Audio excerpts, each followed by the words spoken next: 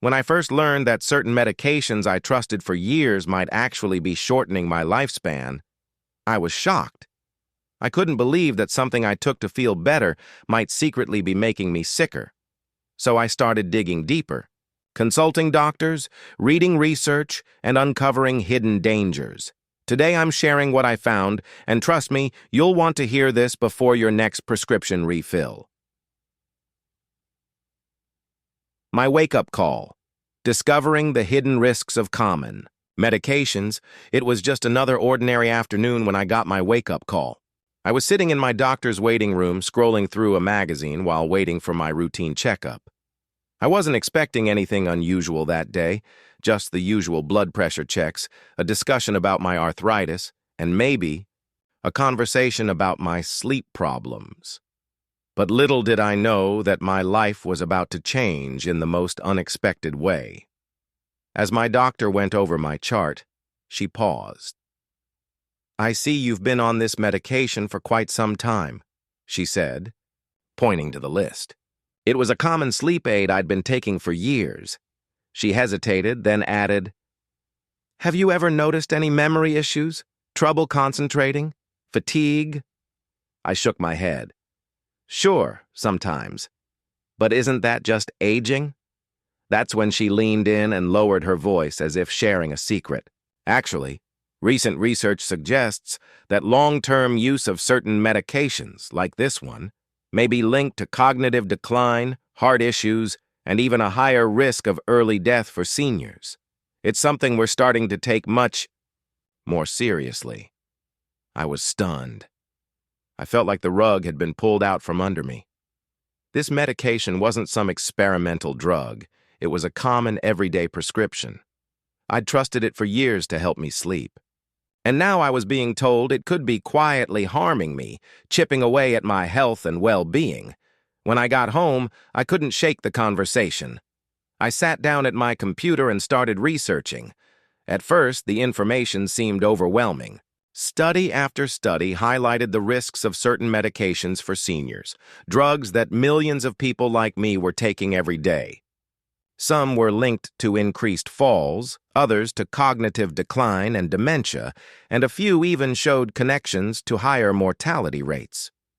I came across stories of people just like me who had experienced gradual declines in memory, balance issues, and other health problems, only to realize later that their medications were contributing factors. I read about anticholinergic drugs that interfere with neurotransmitters in the brain, benzodiazepines that increase the risk of falls and confusion, and even some heart medications that might not be necessary for every senior. The more I read, the more I felt a sinking realization. I had been trusting medications without truly understanding their long-term effects. I wasn't alone. So many seniors were doing the same. We take these medications because we believe they're helping us, not realizing that in some cases they might be silently shortening our lives. But the worst part? No one had warned me. Not once during my countless doctor visits, pharmacy pickups, or routine checkups had anyone explained the cumulative risks of these medications over time. I felt a mix of anger, fear, and determination. I wasn't going to let this slip by unnoticed. I started to think back on my own health. I had noticed feeling more tired than usual, forgetting little things, and waking up groggy despite the sleep. AIDS. Could it all be connected? Could these symptoms be more than just getting older? I decided I needed to take action, not just for myself, but to help others who might be in the same boat. So I grabbed a notebook and made a list of every medication I was taking, along with the dosage and frequency. Then I wrote down every symptom I'd noticed, no matter how small. The next day, I scheduled a follow-up appointment with my doctor to discuss my concerns. But I didn't stop there. I started talking to friends, family members, and even my local pharmacist. I was surprised at how many people said, "I've been taking that for years." I had no idea it could be dangerous. That's when I realized this wasn't just my story. This was a wake-up call for all seniors. The medications we take without question might be affecting our lifespans and our quality of life. The real tragedy is that many of us don't find out until it's too late. I'll never forget how I felt in that moment. Determined, a little scared, but also empowered. I knew I couldn't ignore what I'd learned. I had to keep digging deeper, asking the hard questions, and sharing my story so others wouldn't be caught off guard like I was. As I started planning my next steps, I felt a mix of anxiety and relief. Anxiety because the problem felt so big, but relief because knowledge is power. I realized I had a choice. I could keep going along as I had, trusting medications without question. Or I could start asking the right questions, exploring safer alternatives, and taking back control of my health. That night, as I lay in bed, I couldn't sleep. Not because of the usual tossing and turning, but because I felt a fire inside me. I was determined to learn more, to dig deeper into which medications were truly necessary and which might be quietly stealing years from my life. The journey was just beginning. The sneaky medications. You might be taking right now after that wake-up call with my doctor. I knew I couldn't just sit back and ignore the risks. I decided to make a list of every medication I was taking. What I discovered was shocking. Some of these medications were so common. Things you'd expect to find in any senior's medicine cabinet. But they carried risks I had never even considered. Let me walk you through what I found. Maybe you'll recognize some of these medications from your own daily routine. The first one that caught my attention was anticholinergics. These are found in medications for allergies, colds, and even bladder control. I'd been taking an over-the-counter antihistamine for years to help with my seasonal allergies. Harmless, right? Turns out many of these medications block a neurotransmitter called acetylcholine, which is crucial for memory and learning. Over time, this can increase the risk of cognitive decline and dementia. I couldn't believe it. A simple allergy pill might be quietly robbing me of my sharp mind. Next on my list was benzodiazepines. Now, I'll be honest, I used to think of these as lifesavers. When I had trouble sleeping or felt anxious, they helped me calm down. But I had no idea that drugs like diazepam, Valium, and lorazepam, Ativan, could increase my risk of falls, confusion, and memory problems. Worse, studies have linked long-term use of these medications to a higher risk of death in seniors. I was horrified. How many nights had I relied on them, thinking they were safe? Then there were proton pump inhibitors, PPIs. These are commonly used for acid reflux and heartburn, like omeprazole and esomeprazole. I'd been taking one daily for years. But when I started digging deeper, I found research linking long-term PPI use to an increased risk of fractures, kidney disease, and even early death. The idea that my trusted heartburn remedy could be quietly damaging my bones and kidneys was almost too much to process. As I went through my list, I realized how easy it is for seniors like me to accumulate medications over time. One for sleep, one for anxiety, one for reflux, one for allergies. It adds up. And each one carries its own set of risks, especially when combined with others. But here's what really struck me. Most of these medications are prescribed or recommended without much discussion about the long-term risks for seniors. Doctors and pharmacists are doing their best, but the system often focuses on treating immediate symptoms rather than looking at the bigger picture. I remember talking to a friend of mine, Margaret, who's in her late 70s. She told me she'd been taking a sedative for sleep and a bladder control medication for years. "My doctor never mentioned any risks," she said. When I shared what I'd learned, she was just as shocked as I had been. It wasn't just Margaret and me. I started talking to more friends, family, and neighbors. So many of us are on medications we think are safe, not realizing the long-term consequences. It's like we're all walking around with blindfolds on, trusting the labels and prescriptions. Without question. I realized it wasn't just about individual medications. It was about polypharmacy, the use of multiple medications by a single person. Seniors are especially vulnerable because as we age, our bodies metabolize drugs differently. What's safe at 40 might not be safe at 70. And the more medications we take, the greater the risk of interactions and side effects.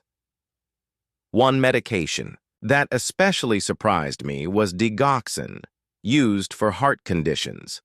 I'd heard it was commonly prescribed for atrial fibrillation and heart failure. But in seniors, especially when not closely monitored, it can increase the risk of toxicity, arrhythmias, and even death. It's a powerful drug, but not one to be taken lightly. I also learned about non-steroidal anti-inflammatory drugs, NSAIDs, like ibuprofen and naproxen. I used to take these for joint pain without a second thought, but they can increase the risk of gastrointestinal bleeding, kidney damage, and heart problems, especially in seniors. And when combined with other medications, the risks multiply. One thing became clear to me. Just because a medication is common doesn't mean it's safe, especially for seniors. What's worse, many of us don't even realize we're taking these risky medications. They're hidden in combination pills, over-the-counter remedies, and long-standing prescriptions we've come to trust. After going through my list and researching each medication, I felt a mix of fear and empowerment. Fear because I realized how vulnerable I was. Empowerment because I now had the knowledge to start asking questions. I made a plan. At my next doctor's appointment, I brought my list of medications and asked specific questions. Do I really need to be on this medication? Are there safer alternatives for someone my age? Can I try non-drug approaches to manage this condition? What are the risks if I continue taking this long-term? My doctor was surprisingly receptive. She admitted that many patients don't ask these questions and that she appreciated my proactive approach. Together, we started reviewing my medications, adjusting dosages, and exploring non-drug options. I also consulted my pharmacist, who helped me identify potential drug interactions and recommended ways to taper off certain medications safely. It wasn't easy, and it didn't happen overnight. But it was worth it. Looking back, I realized that discovering these sneaky medications was a turning point in my health journey. It wasn't just about stopping a few pills. It was about taking control of my health, understanding the risks, and making informed choices. And I want the same for you. If you're a senior, or you care for one, take a moment to review the medications you're using. Don't assume they're safe just because they're common. Ask questions, do your research, and don't be afraid to challenge the status quo. Your life may depend on it. How these medications impact your body.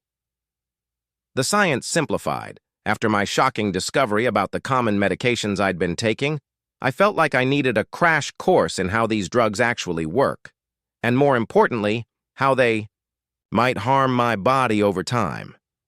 I'm not a scientist, but I knew I needed to understand the basic science if I was going to make smart decisions for my health. So I rolled up my sleeves and started reading. I talked to pharmacists, browsed through medical articles, and even watched some health documentaries. What I learned blew me away.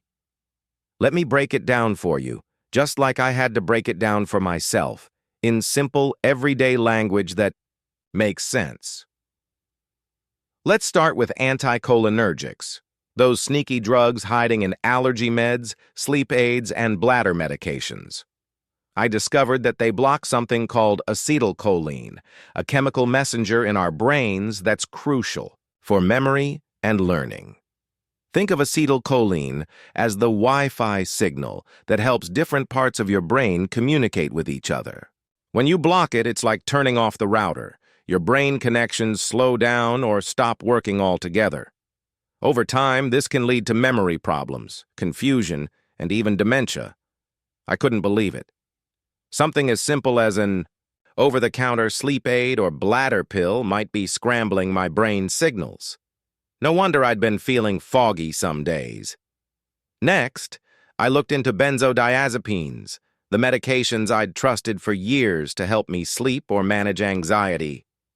These drugs work by enhancing the effect of a neurotransmitter called GABA, which helps calm down the brain's activity. It's like putting the brakes on a speeding car, which can feel helpful when you're anxious or having trouble sleeping. But here's the problem. For seniors like me, these brakes can be too strong. As we age, our bodies process medications more slowly, And the effects of benzodiazepines can linger longer than intended. This means we're at a higher risk of daytime drowsiness, confusion, balance problems, and falls. Studies show that seniors who take these medications are more likely to experience fractures or hospitalizations, and in some cases the medications can even increase the risk of premature death. I thought back to the times I'd felt groggy in the mornings after taking my sleep aid. Could it have been the lingering effects of the drug slowing down my brain's response? The more I read, the more it made sense. Then there were the proton pump inhibitors, PPIs, the heartburn medications like omeprazole and esomeprazole that I'd relied on for years. I learned that while these drugs are effective at reducing stomach acid, they can also interfere with the absorption of important nutrients like calcium, magnesium, and vitamin B12. Imagine your stomach as a little furnace designed to break down food and extract nutrients. When you suppress the acid too much, the furnace cools down, and it can't extract what you need to stay healthy. Over time, this can lead to weaker bones, anemia, and even kidney problems. I'd never thought about the long-term effects of PPIs before, but now I was starting to see the bigger picture. I also discovered that digoxin, a medication often prescribed for heart conditions, can affect the way the heart beats. In seniors, especially those with kidney issues or electrolyte imbalances, this can lead to dangerous side effects like irregular heart rhythms, dizziness, and even sudden cardiac events. I was starting to understand why it's so important to have medications closely monitored, especially as we get older. But what about NSAIDs like ibuprofen and naproxen? These are the pain relievers I'd popped like candy for joint pain or headaches.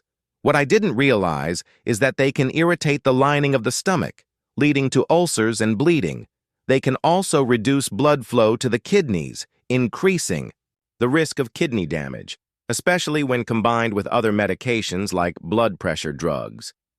The more I learned, the more I realized that medications don't just affect one part of the body, they can trigger a chain reaction of problems. It's like pulling on a loose thread in a sweater. The more you tug, the more the whole thing unravels. For seniors, this chain reaction is even more dangerous because our bodies aren't as resilient as they used to be.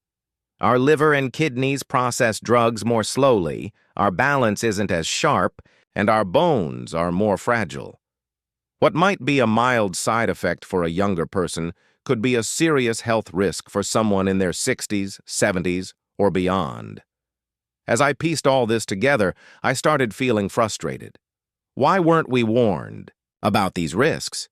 Why didn't doctors or pharmacists explain how these medications could quietly harm us over time? I realized that the healthcare system often focuses on quick fixes, treating the symptom rather than looking at the whole person. But here's the good news. Once you understand the science, you can make better choices. I learned that for many conditions, there are safer alternatives, whether it's lifestyle changes, physical therapy, dietary adjustments, or medications that are better suited for seniors. It's not about quitting everything cold turkey, but about working with your doctor to find the right balance. I also discovered the importance of regular medication reviews. Now, whenever I visit my doctor or pharmacist, I bring a complete list of my medications and ask them to check for potential interactions or unnecessary drugs. I've also started keeping a health journal to track how I feel each day, which helps me spot patterns and discuss them with my healthcare team. Understanding the science behind these medications gave me a new sense of control. I wasn't just a passive patient anymore, I was an active participant in my own health, and I want the same for you. If you're taking any of these common medications or if you're caring for someone who is, don't wait for a crisis to start asking questions. Learn how these drugs work, understand their risks, and talk to your healthcare providers about safer options. Your brain, heart, bones, and kidneys will thank you. What I did to protect myself. Safer alternatives and doctor talks. After diving into the science behind these common medications and realizing how they were quietly chipping away at my health, I knew I had to act. I couldn't just keep popping pills and hoping for the best. So I did what any determined senior would do. I made a plan. And today I'm going to share with you the steps I took to protect myself, what I learned from my doctor, and some of the safer alternatives I discovered along the way. First, I gathered up every pill bottle in my house. I lined them up on the kitchen table, prescription bottles, over-the-counter meds, vitamins, even herbal supplements. I made a list of every medication I was taking, noting the name, dosage, and why I thought I was taking it. This was my master list, and it was eye-opening. When I went to my doctor, I brought this list with me. I said, "Doctor, I've been reading about how certain medications can shorten seniors' lifespans. Can we go through these and see what's really necessary?" My doctor was impressed. "Most patients don't come in this prepared," she said, and so we sat down together and reviewed every medication, one by one. The first one we tackled was my daily antihistamine, which I'd been taking for years for allergies. My doctor explained that while it did help with sneezing and runny nose, it was also an anticholinergic that could impact my memory and cognition.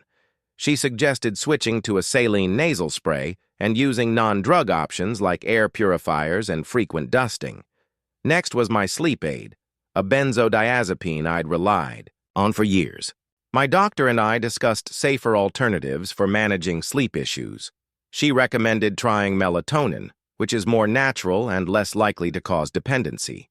She also suggested cognitive behavioral therapy for insomnia, CBTI, which involves changing bedtime habits and thought patterns to promote better sleep.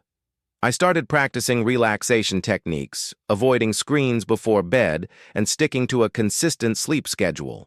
For my heartburn medication, a PPI, my doctor advised tapering it down gradually instead of stopping abruptly.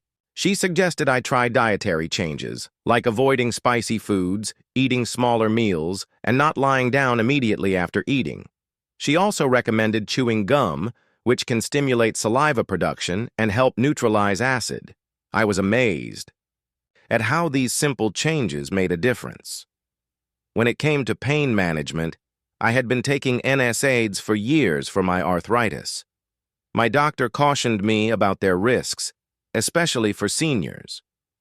She recommended trying acetaminophen in moderation, along with physical therapy, stretching, and gentle exercise like swimming or Tai Chi. I also started using hot and cold packs on sore joints, which provided relief without medication. Conversation about digoxin, my heart medication, was especially enlightening. My doctor reviewed my kidney function and electrolyte levels and determined that the dosage might need to be adjusted. We also discussed monitoring my heart rate and symptoms more closely, with regular check-ins. It felt empowering to know I wasn't just blindly following orders. I was part of the decision-making process. Throughout this process, my pharmacist was an invaluable ally. I made an appointment for a medication review, where we went over every prescription and over-the-counter product I was using. She flagged potential interactions and helped me create a plan to taper off certain medications safely. For example, I learned that stopping a benzodiazepine too quickly can cause withdrawal symptoms, so we developed a gradual tapering schedule. I also discovered some natural remedies and lifestyle changes that helped me reduce my reliance on medications. 4. Allergies, regular vacuuming, air purifiers, and saline nasal rinses. For sleep, chamomile tea, lavender aromatherapy, and meditation. For joint pain, omega-3 supplements, turmeric, and low-impact exercise. For heartburn, raising the head of my bed and wearing looser clothing. One of the most important lessons I learned was the power of advocating for myself. I used to think doctors had all the answers, but now I see that I need to be an active participant in my health care. I started asking more questions. Are there non-drug treatments for this condition? What are the risks of staying on this medication long-term? How can I reduce the number of medications I'm taking? I also began keeping a health journal where I tracked my symptoms, medications, and lifestyle changes. This helped me spot patterns and gave me concrete information to discuss with my doctor. After a few months of making these changes, I noticed a big difference. My mind felt clearer, my balance improved, and I had more energy. I was sleeping better and felt more in control of my health. It wasn't just about taking fewer pills, it was about living a fuller, healthier life. I won't pretend this journey was easy. There were days when I missed the quick fix of a pill. But over time, I realized that the slow, steady path of lifestyle changes and safer alternatives was worth it. My body thanked me for it. If you're watching this and wondering where to start, here's my advice. 1. Make a complete list of your medications. 2. Schedule a review with your doctor or pharmacist. 3. Ask about safer alternatives and lifestyle changes. 4. Keep a health journal to track your progress. 5. Don't be afraid to advocate for yourself. You are your own best advocate, and your health is worth fighting for. Final words of wisdom. Take charge of your health before it's too late. As I sit here reflecting on my journey, from blindly taking medications to becoming an active participant in my own health, I can't help but feel a mix of emotions. There's gratitude for the knowledge I've gained, frustration that it took me so long to learn it, and a deep desire to help others avoid the same mistakes. If you're watching this, I want to leave you with some final words of wisdom that I wish someone had shared with me years ago. First and foremost, do not assume that every medication you're prescribed is automatically safe for you, especially as you age. When I first started on some of these medications, I trusted that my doctors were making the best decisions for me. But what I didn't realize was that the medical system often treats symptoms in isolation, without always considering how multiple medications interact or how they might affect an older body. One of the most powerful lessons I've learned is the importance of questioning everything. When I started asking my doctors and pharmacists about the risks and alternatives, I was surprised by how much more information they provided. Many times, they offered insights I wouldn't have received otherwise simply because I asked. I learned to say, I'm concerned about the long-term effects of this medication. Are there other options? Or, can we review all my medications together to see if any could be reduced or replaced with lifestyle changes? Another critical takeaway is to pay attention to your body's signals. Looking back, I realized that some of the fogginess, dizziness, and aches I experienced weren't just signs of aging, they were side effects of the medications I was taking. When I started tracking these symptoms in my health journal and bringing them to my doctor's attention, it changed everything. My healthcare providers were able to connect the dots and adjust my treatment plan accordingly. I also want to emphasize the power of small, consistent lifestyle changes. When I first heard that certain medications might be causing harm, I felt overwhelmed. How could I possibly replace these miracle pills with something as simple as exercise or dietary changes? But the truth is, these small adjustments add up over time. Switching from NSAIDs to physical therapy, from sleep aids to meditation, from PPIs to mindful eating, it wasn't an overnight fix, but it made a lasting difference. And here's the real kicker. Taking control of my health didn't just improve how I felt. It gave me back my independence. I'm no longer at the mercy of drowsiness, confusion, or constant doctor visits. I can move more freely, think more clearly, and enjoy time with my loved ones without worrying about hidden dangers lurking in my medicine cabinet. I know this might sound daunting, especially if you've been taking certain medications for years. But I promise you, it's never too late to start asking questions and making changes. Even small steps, like reviewing your medications, switching to safer alternatives, or adding a daily walk to your routine, can have a profound impact on your quality of life. One thing I found incredibly helpful was joining a support group. Whether online or in person, connecting with others who were also navigating medication challenges gave me a sense of community and hope. We shared tips, celebrated successes, and reminded each other that we're not alone in this journey. I also Want to leave you with a reminder about the importance of regular checkups. As we age, our bodies change, and medications that once worked may no longer be appropriate. Make it a habit to schedule medication reviews with your doctor or pharmacist, at least once a year. Bring a complete list of everything you're taking, including over-the-counter meds and supplements, and discuss whether any adjustments are needed. Finally, I encourage you to educate yourself continuously.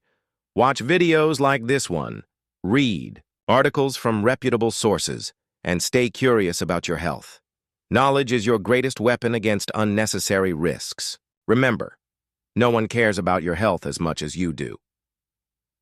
Before I wrap up, let me share a little personal story. A few months ago, I met an old friend at a community event. She's a vibrant, energetic woman in her 70s, but she confided in me that she'd been feeling increasingly tired and forgetful. When I asked her about her medications, she listed several that I recognized from my research: anticholinergics, benzodiazepines, and a PPI. I gently suggested she talk to her doctor about reviewing her medications. A few weeks later, she called me, excited to share that her doctor had helped her taper off some of them and switch to safer options. She felt like a new person. That phone call reminded me why I'm sharing this story with you today. So, as we close this video, let me leave you with 5 key takeaways. 1. Don't assume medications are always safe. Ask questions. 2. Track your symptoms and bring them to your doctor's attention. 3. Explore safer alternatives and lifestyle changes. 4. Schedule regular medication reviews. 5. Stay informed and advocate for your health. Your health is precious, and it's worth taking the time to protect it. Don't wait until you feel the effects of these medications to make a change. Start today, because you deserve to live a long, healthy, and fulfilling life. Thank you for joining me on this journey. If you found this video helpful, please give it a thumbs up, share it with someone you care about, and subscribe for more tips on living a vibrant life as we age. Stay curious, stay informed, and stay well.